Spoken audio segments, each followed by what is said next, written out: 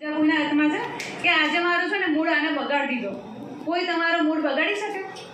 આજે સવારે યાર આનું મોડું જોઈને મારો મૂડ સાવ બગડી ગયો. કોઈ તમારો મૂડ બગાડી શકે ખરા?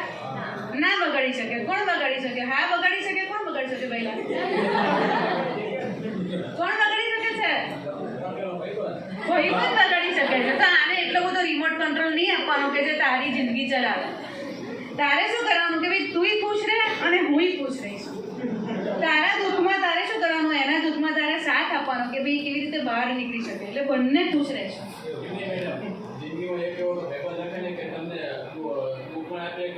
100% હું એની પર આવું જ છું કે જીવનમાં ફ્રેન્ડ્સ કેટલા મહત્વના છે. બરાબર. અહીંયા બોલાયા કોલેજના પ્રિન્સિપલથી અધ્યાપકશ્રીઓ કે જેમને અમને અહીંયા બોલવાનો મોકો આપ્યો. તમારે કોઈને બી પ્રતિભાવ આપવો હોય અથવા તો આ સેશન તમને કેવું લાગ્યું ફીડબેક આપવો હોય તો એકાદ જણ આપી શકો.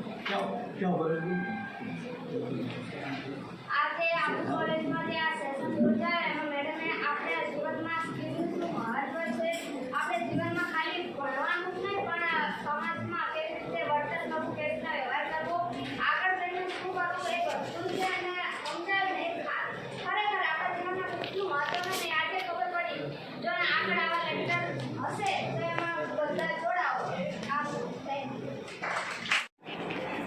સરકારી વિનયન વાણિજ્ય અને વિજ્ઞાન કોલેજ પાટડી બધી હું પ્રિયંકાબેનનું ખૂબ જ હૃદયપૂર્વક આભાર માનું છું કે એમણે ખૂબ જ રસપ્રદ અને માહિતી આપણને પૂરી પાડી. એ બદલ હું મેડમ તમારો ખૂબ ખૂબ આભાર માનું છું. એમની સાથે સર આવ્યા છે એમનો પણ હું આભાર માનું છું.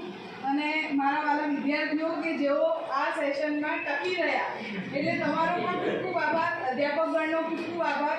અને આ વ્યવસ્થા કરવાવાળા નામી અનામી દરેક વ્યક્તિનો હું હૃદયપૂર્વક આભાર માનું છું. Thank you.